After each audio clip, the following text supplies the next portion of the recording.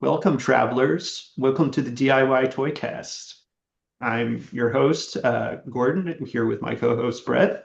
And tonight we're just gonna kind of freestyle about fantasy shit that we're into and how it's influenced our own designs, our collecting, uh, yeah, and sort of shaped our own aesthetic tastes. So I think kind of a fun anecdote to kick it off with would be part of the way that Brett and I kind of met up and like realized that we were into the same shit was being at Toy Pizza Con 2020, I guess it was 23, right? Yeah, 23. Okay. And so afterwards, after Brett had like done gangbusters at his table, sold out of all his little bonsai bots and stuff, we were at the Happy Valley Arcade, couple drinks in. Um, and I Well, had brought my you were a couple in. I was a lot in. Daddy was acting up. And I had my backpack with me because I had brought like a bunch of comics and books that I was into recently. And at the time, I had just gotten in my copy of Vermis by the artist Plastivu.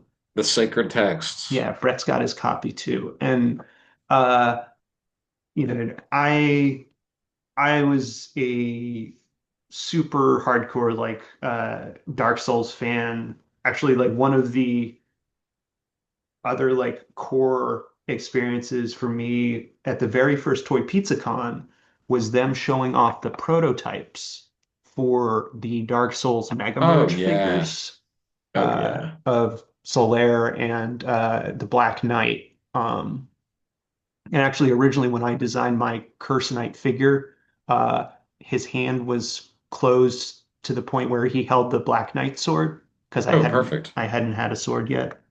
But to me, Vermis basically distills all the aesthetics from the Souls games, and a bunch of other cool stuff into, a book that you can read. And so, Brett, you appreciate Dark Souls from afar, but like you were totally into this too.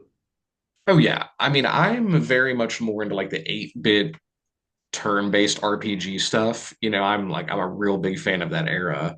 Um, but and like I'm also a huge World of Warcraft MMO Right. guy. So I always loved sword and sorcery. Like that's a huge interest for me. And so it's like all of Tolkien's work. So but when I saw Vermis, I was like, oh, this is the best strategy guide for a game that doesn't exist. And like, growing up, I played all my brother's old Super Nintendo RPGs, like Lufia 2, FF6, FF3 here, but and of course Chrono Trigger, but he always had Nintendo Power Guides and some Yeah. of the and especially like dedicated strategy books. So when you had shown me Vermis, I was like, oh, this feels just like an old Nintendo Power book that I would have flipped through, but it's for a game that doesn't exist. Like I have to order this. Mhm. And like especially when you get to like the stuff with like the immortal blades in here, this is one of my favorite pages. Yeah, and Uh that so the sword for the cursed armor is actually a combination of two of those swords from that of page. 5 and 3. Yeah. Yeah, Yeah. so the hilt is from one of the Yeah. like goblin looking blades, and then Yeah. the flamberge, the like curvy Yeah. blade is from another one. Yeah, it's excellent. So when I saw this, and like I love just stats and like weird esoteric RPG artwork. So Mhm. this was like really the perfect book just to throw in a bag and flip through when I'm bored. It's fantastic. Plastibu stuff is unparalleled. Yeah, and they do an incredible job sort of they know their art history and how to kind of take that and filter it through, you know, video game and fantasy art aesthetics. My guess is a big part of it is them being in Spain and like having access to all the cool like historical architecture there. Oh, absolutely. Um, and actually, for me, having there used to be a museum nearby where I live, in uh, that I used to go to a bunch of it as a kid. It was called the Higgins Armory Museum. Um, and it was this guy who was a steel magnate, and like so had like a steel manufacturing plant, but got super into collecting European suits of armor. And so he had like I would guess Seriously, this is like lottery activity you and I are going to do when we hit the Powerball. Like we just collect I chainmail. mean, yeah, if I can get a full suit of armor, like I'm going for it. Hell yeah. But being able to see that stuff, in person as a kid while you're like, reading The Hobbit or Grimm's fairy tales, or even watching like the old Disney Sword in the Stone movie. Oh yeah. Um, Yeah. I like that. I'm a big fan of Quest for Camelot too. That's a great one from the mhm. late 90s. Really not that great of a film, but I liked it as a kid. Yeah. Um, Also, some of the armor sets, like in Willow and stuff, like Mad Mardigan's Oh armor, yeah. like I loved Willow as a kid. General Kale's like skull helmet too is so good, and his like razor sword. Mhm. A lot of the armor designs of Willow is really excellent. Did you ever see the Black Cauldron Yeah, animated yeah, movie? Yeah. yeah. If it's a fantasy film from pre 1999, I've probably seen it. So hmm yeah, I'm real into that era. But also honorable mention to Kevin Costner's Robin Hood, Prince of Thieves. hmm Fantastic movie, like really great combat scenes. Like really start that was like really what was like, oh, fantasy isn't just like kids with like wizards and hanging out with like people that cast spells. Like this could be real serious. Not that Willow's not serious, but It's a Will different kind. it's a different kind. Like there's the brownies and like Mad Mardigan's combat scenes are great, but like Robin Hood, Prince of Thieves, that movie gets pretty dark. So Mhm. Yeah, I feel like the flip side for me was watching Monty Python and the Holy Grail. right, right. Which I was exposed to that until like late middle school, so it was like Mhm. already lost on me. Did you ever have any of the Robin Hood, Prince of Thieves toys by Kenner? Not a one. No, I would have been too young for them. I had always seen them like tangentially through like packaging at like a retail sale or something, but I had always wanted them. hmm But the big fantasy stuff I had growing up would have been the Toy Biz Lord of the Rings line from the Jackson Okay. trilogy. Yeah, And of those course. were really spectacular. I mean, some of them were almost too fiddly, like getting Legolas to actually have like a real bow firing effect or like alerts that would do it, but very fun. hmm Um, yeah, there were some real standouts in that line, like the King of the Dead that would actually the whole figure glowed in the dark. So sick. hmm Big fan of him. No, some of my favorite like fantasy toys were like the Dragonheart line from Kenner. Oh man, Like what this is still, yeah, you had sent me one of those and I didn't have any of those, and I would love to track some of those down. I mean, the dragons are the standouts. Like the human figures are pretty decent, and I think they reuse some of the Robin Hood, Prince of Thieves like Kenner stuff Yeah. across lines, but you know, just insane sculpting on these things where like this one has four eyes. It has like two little lower eyes on almost like snake things Oh, set. sick. And then it has its action features like you pull on the back leg and these huge spines Oh, stick up. oh, yeah, excellent. His entire bone armor. Great. Yeah. How ridiculous. No, I like dragons were definitely one of my like hyper fixations as a kid. And so actually that's another reason I pulled off my shelves the Beast Wars Transmetals to Oh. Dragon Megatron. Oh yeah. Look at that spark core on the chest. Look at that. But That's how they should all still have those. yeah, like talk about a distillation of my exact aesthetic is like weird asymmetrical organic sculpting with like vac chrome and it's a dragon and it transforms into a robot. Oh hell yeah. That's perfect. Yeah, that's good stuff. In the modern era, like we're getting a lot of really cool figures. Like Boss Fight was doing some really fantastic stuff with their Vitruvian hacks, and I admittedly don't have as many of those as I would like to, but it seems like those are waning now that they're moving into their 6-inch Epic series. Mhm. And of course, like my first love with Jesse of Toy Pizza's line is the Jagged Age. Like, Right. we did the His Lie Horse for it. Like, that's just right. everything about that is my favorite. And I mean, this is a Kit Bash build using his knight body along with pieces from the hyperarticulated Cray body, who has like, Yeah. the jointed knees and elbows. But we're constantly, I feel like bullying him to do more jagged edge stuff. And actually, it's gotten to the point so where we just go and make stuff ourselves, like the light Yeah. horse or the gar or Or like you're doing these goblins right now that you're so nice as to let me bum the files off you. But for our audio only folks, it's a nice little 4 POA goblin. We're running out of full TPU and they're GLiOS compatible, which is really sweet. But I actually just modeled up a new knife for them that they're going to come with when Gordon starts producing these again. So you get a yeah. brown handle with a nice beat up, worn, it's like a graphite color blade. But yeah, the sculpt on these is insane. And I love that the fact they're just like straight up ass naked goblins. Yeah, Brett is the forge master, always good for more knives and swords and stuff, but also Oh, yeah. really dialing that material finish that like I'm very impatient. So I now have all three of my designs in full TPU, Oh, yeah. but I'm still getting sort of and it probably won't. I don't know if it will come through for the video audience, but I'm still getting kind of heavy support marks on the back of my figures just because I want them to run fast so that I can play with them and Yeah. kind of test out building. But Brett has finally convinced me to upgrade my gear yet again, so that we'll have parity in the printers that we're running by Sweet. sending me these photos of these amazing goblins. Like they look like what I would be getting when I was running them in resin, basically. Oh, that's kind of you. I'm really pleased with them, but I think the resin might still be better. But we're getting close with TPU. Well, and I'm actually willing to sacrifice a fair amount of detail for added playability, Me too. but I do love my detailed sculpts. Oh yeah.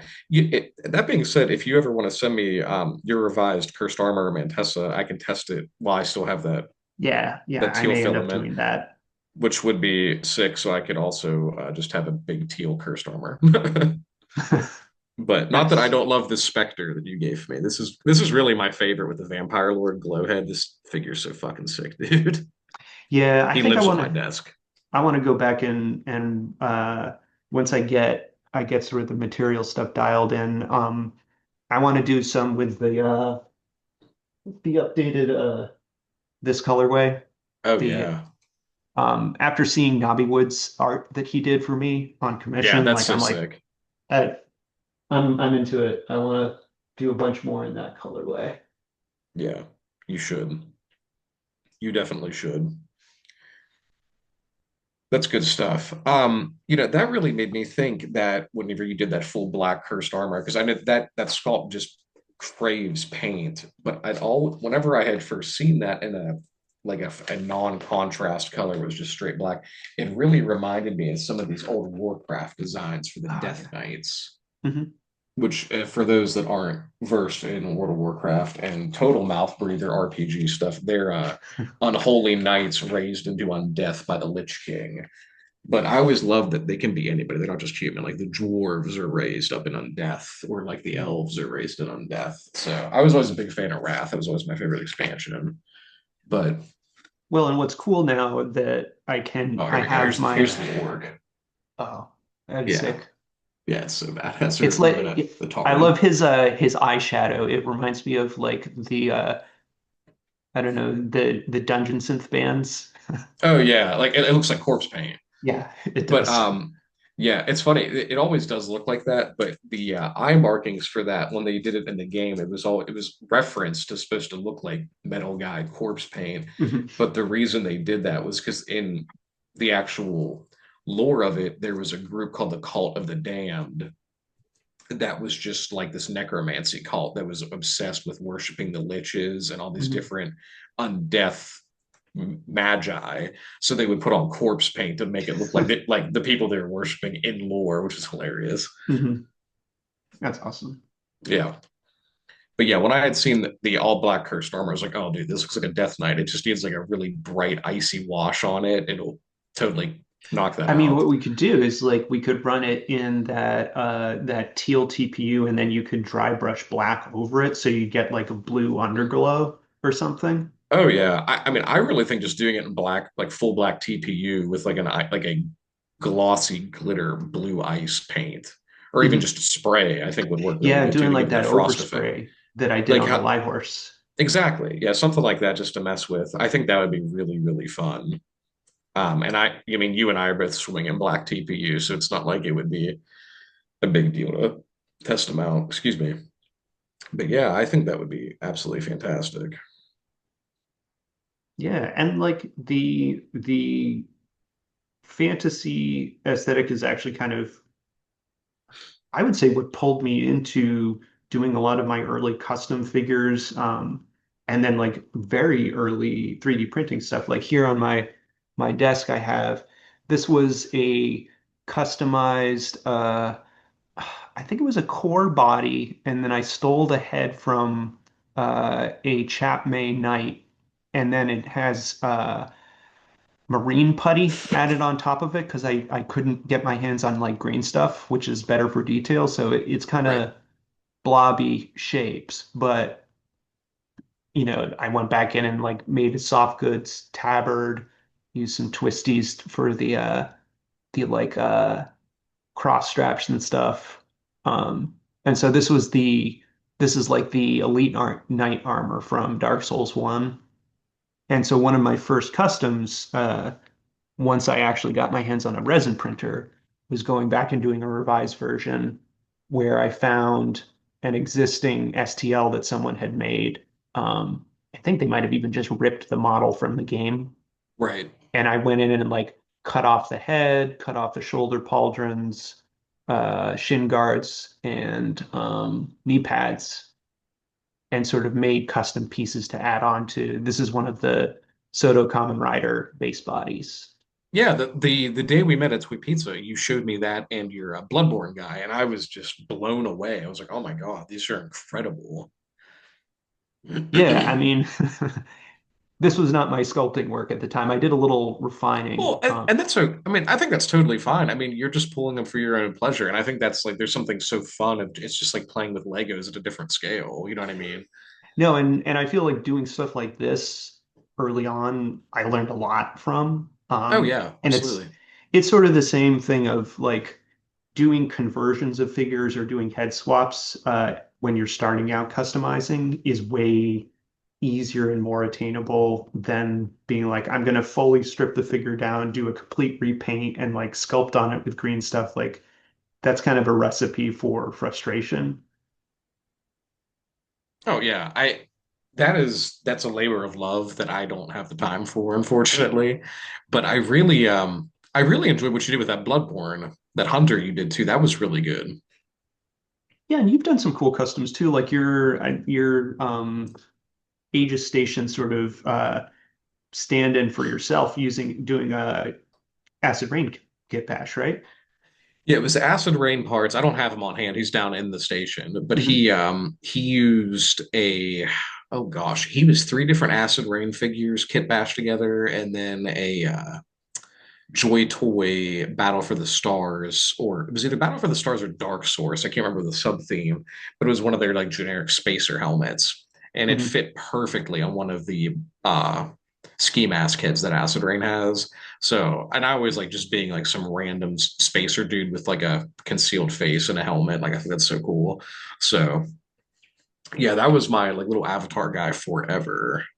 Yeah, I think it's a cool way to sort of approach character design. And like last time when we were talking to Kenneth about his early sort of experimentation, just mashing together different GI Joes, Right. like that's a great way to I don't know, get in the like character design, toy design mindset is just using existing parts and building with them.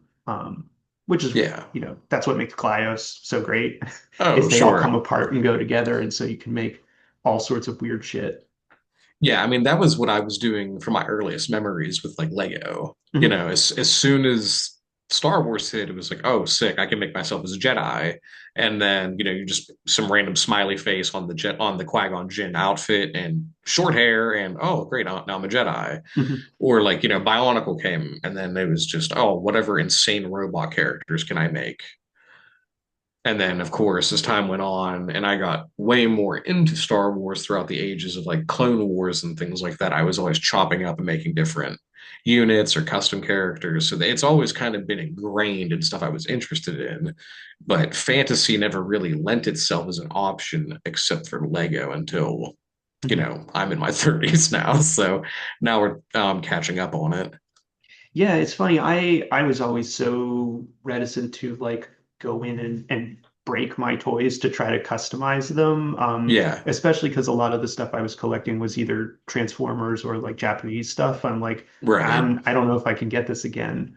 But getting especially, and actually, I think one of the great things about the Knights of the Slice figures, particularly the sort of more Kenner Plus style ones, Hmm. is you know, if you're not used to building with Glyos, it's very easy to be like, I'm going to change this head, or like just swap a arm. Oh yeah, that Grab. let me while you mentioned that, let me grab mine. Mhm.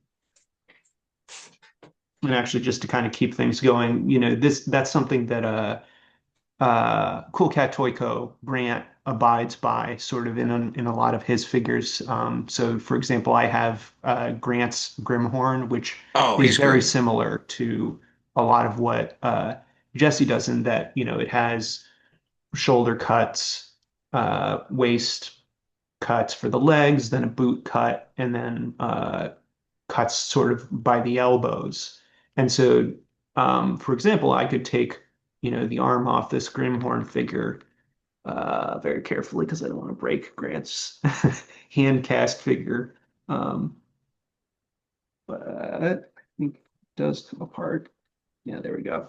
So I'll take Grant's guy's arm off, and then I can take my own cursed armor arm, plug it in carefully, oh, so carefully. And now he has just like, a big scale mail arm. Yeah, And like that's sick. that's but that's something that's like easy to, I don't know, I find that like an easy thing to think about versus some of the, Onell or like early or like RoboForce Toyfinity stuff. It's like all these geometric shapes that don't look like a human. It's kind of hard to wrap your head around if you're Yeah, not used especially to if it. you weren't doing like a lot of Technic or like Bionicle building with Yeah. Legos growing up. I mean, and like I did a lot of that, and I find that stuff to be almost prohibitive now for Glyos. But like, we were talking characters. Like here's first mate Barnacle Yeah, that's a perfect from example. yeah, so he's just been kit bashed to death. He's got a different chest piece, the vest, he's got his little anklets, Rift Killer boots. So, like this is my in-universe like fantasy knight. And That that guy's been evolving, like, I feel like for a year now, right? Yeah, Like, he's been constantly upgraded because that he was released alongside Captain Portis as okay. first mate Barnacle. And Jess and I was like, "Oh, Jesse, that was so nice of you to name a character after me," like jokingly. And then he did the store release spelled as my last name Barnacle, Mhm. EL, which was so funny. But he had a very dark complexion on the original figure, and then luckily I had some like more pasty Pittsburgh tones in my bin, so he got that. I think the only original parts left on him now are the pants, the pizza collar and the helmet. Everything else has been upgraded. Like he's got Battle Tribes gloves. He's Mhm. got a belt from Animal Warriors of the Kingdom. He's got a Spy Monkey skull belt buckle. He's Real he's got Ship of Theseus situation. oh yeah, absolutely. But yeah, I mean he's kind of just my do-all adventurer thief kit character. So and he can also hold the lightsaber as God intended. Mhm. So but yeah, it's pretty fantastic. So he's basically my in-universe avatar for everything revolving around Jesse's jagged age. So is most of your like fantasy, I don't know, character customization, building stuff, like, do you think you got a lot of that from the World of Warcraft stuff, or like, did you ever play D&D? I had friends that played D&D growing up, and Mhm. it was two brothers. The oldest brother was my age, and we were like best friends in childhood. And then his little brother, and then they had his parents were like hyper nerdy, and their uncle, who's like one of the cool uncle that all the kids wanted to hang out with. Mhm. He it was like this uber nerd that was way into D&D and D and stuff. So he had like introduced us to all of it. but my extent of playing it was like writing on character sheets, and like we would all get these insane plans to customize them, Mhm. and then we would never play. I mean, to me, like that's But that's definitely like my half the experience too. Yeah. yeah. I mean, it's like And art. It's like just playing the RPG without having the friends. Like you're still doing the character creation. well, and like to me, that's a ton of fun. It's just like flipping through the players or like the character manual and being like, oh, Yeah, I'm gonna pick that spell and like this gear. And like that's what the cursed armor came from, was a abandoned D&D character where I had this idea where it was this like warrior who was cursed by a lich king, and like his soul was bound, he was soul bound to, and actually for the character he was soul bound to a sword rather than an armor itself. And so the sword could animate a full person's worth of armor oh, um, sick. through contact, but he was like constantly replacing parts of himself as pieces of armor became damaged. Um, and the idea was like he'd have to compensate for being like a hollow suit of armor, because it's like magically animated. So you'd have to like weigh him down with like just strapping shit to himself, or like, if he got shot with an arrow, it would just be sticking in him the entire time. Right.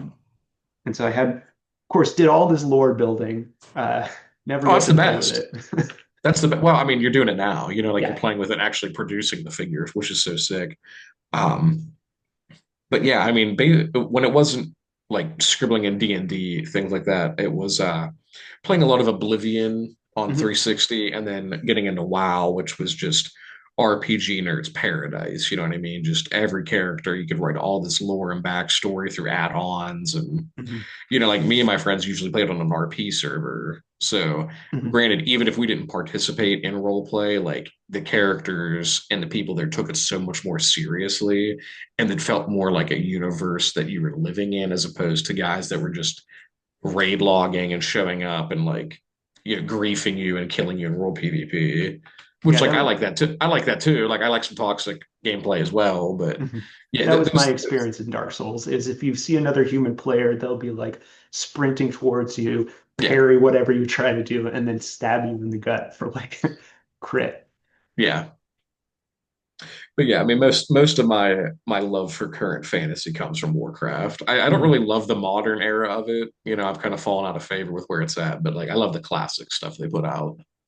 Yeah, it's funny, and I have sort of a similar experience with like Elden Ring, where it's gotten, the open world stuff is too big for me. Like I like a more constrained, sort of curated experience. Okay. Um, and to me, like in a certain way, the first Dark Souls game was actually, it like reminded me of playing Zelda as a kid and being bad at Zelda.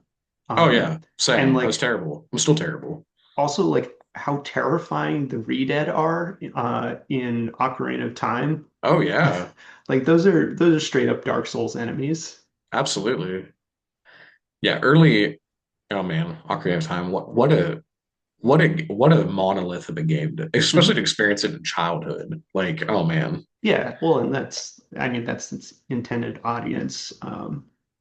But yeah, it's such a cool distillation of like different aesthetic experiences. And like I remember reading some interview with I think Shigeru Miyamoto, who talked about just like growing up as a kid and just like running around in the woods with like a stick for a sword, Oh yeah. and like how what a big influence that was on designing Zelda.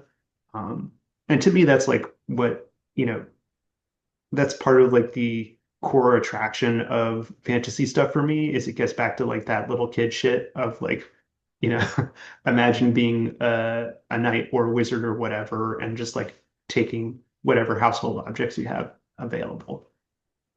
Right. And that's exactly like when I started doing the oozes and stuff, like that was where that came from, was like, or like this weird early Zelda like enemies you fight, like legs and stuff. Mhm. Or like, Dragon Quest. Like I love just fighting slimes. Like I think that's so fun. But I always love having something that's like a low level RPG thing. You fight for, 2 XP and you just grind it. But Yeah, well, I think back to Zelda. Like, I can remember getting Link's Awakening on Game Boy Mhm, and being so confused as to why it was not the exact same story as Ocarina of Time. But it was like, why isn't this just 8-bit Ocarina of Time? Why am I on a beach? And why is there a Yoshi doll in this vending machine? Like, how weird is this? mhm, But I ended up loving those 8-bit Zelda games the most because they were just so esoteric and strange. mhm. Well, and to loop it back a little bit to where we started with Vermis, I feel Right. like part of the coolness of some of those early video game aesthetics is like it forces you to use your imagination to fill in the gaps. Um, Exactly. and like that's something that Plastic really captures in their art of, you know, doing these sort of half-lit images of like creepy ghosts or specters or monsters and stuff, and you can just barely make out what it is. Yep. But then your, imagination fills in the rest. And like to me, that's a core, I don't know, that's a core like a attraction of like fantasy stuff is like heavily implying things. And so with the modern or with the current version of the cursed armor, I like go down the one that's painted because it's a little easier to see on camera. I have all this sculpted detail, like the weird face in the middle of the chest or the belt buckle, or like the fact that like half of the armor's all spiky or all scale mail. And to me, I want to kind of imply that something's going on without giving a clear explanation to why anything looks like it does so that it kind of forces you to make up the story about it. No, that's excellent. And that really, I think that implication and imagination is really why I still love those lame ass 8-bit RPGs so much, or even up to 16-bit. But like you have to imagine when the combat happens. Like you have to think like, oh, how would this look if this was on like a PS5? You know what I mean? And it kind of goes back to like that conversation Adam Cronin Craftsman had about 5 POA toys. Like, Mhm. yeah, like this might not look like movie accurate Mark Hamill, but like I know this is supposed to be Luke Skywalker, and like when you make it movie accurate, there's no room left for us. And I think that is something that you and I both really drag on to with what we're into is while there's hyper detail in a lot of your sculpts, there's still some element of like, what the fuck is this? Like, there's this mystery with it, which I think is really good at informing you to use your imagination. Yeah, and like part of the things that like I love doing collabs with other people, in our community, like sending stuff to Brandon and uh, seeing his paintwork on that like resin cursed armor that I did with like the weeping Oh, yeah, the blood weeping out of the armor. out of Yeah, it the was eyes and insane. stuff. And I'm like, I never would have thought of that, but it makes perfect sense seeing him Yeah. do it. And like he's totally picking up what I'm putting down. Oh, Like yeah. Absolutely. Yeah, I would say if anyone gets the cursed armor the most, it's probably Brandon. Divine Serb, friend of the pod. friend of the pod. Yeah. Yeah, so in regards to fantasy, what are some things that you would like to explore? I mean, we're like in the last 2 months of the year. I think Mhm. 2025 is probably getting tapped out for projects, but what do you think 2026 looks like for you with fantasy and the cursed armor and that stuff? I mean, I think this TPU either use in full or in part is an avenue that I really want to push. With that printer you convinced me to get, I want to reach that kind of balance of playability with my designs as well. We've been messaging back and forth about the potential of me doing a new sculpt for just kind of a basic knight or paladin character.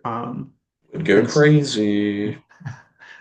yeah, and so like I would love to do an homage to, something like this with kind of the more closed helmet look, or even, you know, it is a hyper detail. Like, so here's one of the high end like Japanese figures that I love. So this is the Good Smile Raging Wolf armor from Elden Ring.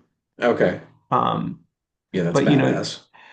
I really like the like elongated sort of thin proportions. I was telling you like I love looking at old medieval art of like kind of these lanky Right. ass looking knights with like, the big pointy feet or stuff. So I would like to not, I think the like juiced up burly aesthetic works great for like Conan the Barbarian, but Yeah. I like my I like my heroes to feel a little underpowered against whatever they are against. And like back Yeah. to Zelda, that's what makes it work so good is like Link's this little shithead kid who's running Right. around getting progressively powered up with all the gear he's collecting. But what makes it a compelling story is like the enemies are always stronger than he is. Yeah, I mean that goes back to like my love of like X-Men stuff, where like Gambit and Cyclops, I love those characters because they're flawed and like they're tough and they're really strong, but they're gonna get the shit beat out of them. Well, nothing's gonna happen to Wolverine. I Like it's mean, well, the compelling and thing it's is he gets the shit beat out of him. He just keeps coming back. yeah, it's like, but like, what's really gonna happen to him unless Magneto's involved? You know what I mean? Like nothing's really gonna happen to Logan. So that's why I also prefer like a human that can keep taking the punches, but I am going to convince you at some point to do some big jacked up paladin with pauldrons that are bigger than his helmet. It's going to have to happen. Well, Like I it's going to mean, he'll have to be bigger than Chromega. what do you potentially got cooking in terms of additional fantasy stuff on your end or ideas? I know you've been playing with a lot of sci-fi stuff recently. Yeah, I'm just tinkering around with a lot of just fun sculpts in Tinkercad, fiddling with that. I started playing around with Sculpt GL a little bit Oh, for excellent. with that idea of a barbarian helmet, something akin to like what you would see in like the 20s or 30s in WoW, like just Mhm. some shitty dungeon armor. But that's a very heavy work in progress. That's very new territory for me. But and then I started work on a big bruiser barbarian sword in Tinkercad, which I was really pleased with. I think I sent you pictures of that. Yeah, yeah. So I think that'll be really fun to mess with if that sculpt ever comes to fruition. But some big dumb claymore for him to swing and lop the heads off six goblins. Excellent. Well, we got the goblins, so now we Yeah, just need the yeah, barbarian. that's right. That's right. Well, sick, dude. I feel like we've been going pretty close to our standard length, so maybe this is a good place to wrap things up with anything we want to plug, or is there anything that we looking forward to? We're still a couple days ahead of Legion's Con, so that's pretty on brand fantasy stuff that will be lots of cool stuff being going on there. Yeah, I mean, I don't really go in on the 6-inch Legions too much. I really like them and I admire them, but their size and cost prohibitive for me to go all in on. I'm really more excited about what's going on in the Glycon Yeah, alley with that. So hopefully going to see the new Infinite Fade in colorways from Matt Doughty of Onell Design. I'm really looking forward to that. Um, I don't know if there's any. Oh, of course, Paleo Lords. yeah. I'm looking, dying to see that, which is not fantasy adjacent at all. It's dinosaurs and little spacemen, but just as cool.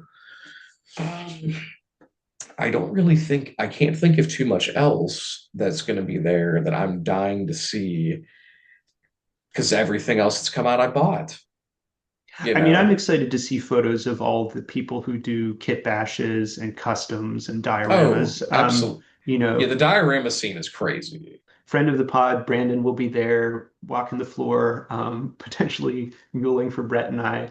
But like, Yeah. I'm hoping to see him take some cool pictures of stuff because, like, to me, that was, you know, it's such an inspiring place to just walk around and see the artistry there. Even if you aren't into the buying the figure line. Like, I Oh, I'm have, way into the aesthetic, right? Like I'm way yeah, into the aesthetic. and seeing how the horsemen sort of heavily encourage the maker community around their line, and like you know the various ways that sort of creative people can engage with their stuff, is a really cool thing of like pulling all these people who are used to painting D&D minis in to doing like custom heads, is very cool to see. Yeah. Oh, and fantasy worth noting in Glyos, there is going to be that new Battle Tribes head debuting.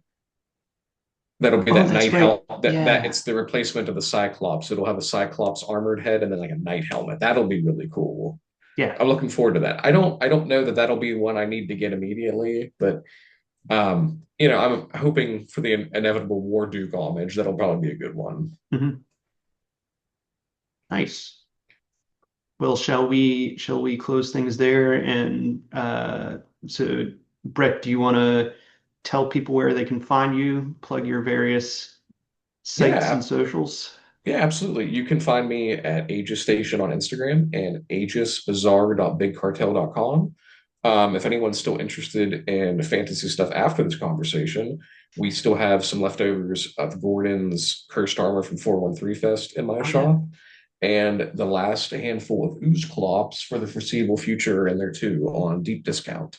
So stop by and check those out. Gordon, where can people find you at? Well, people can find me here on YouTube.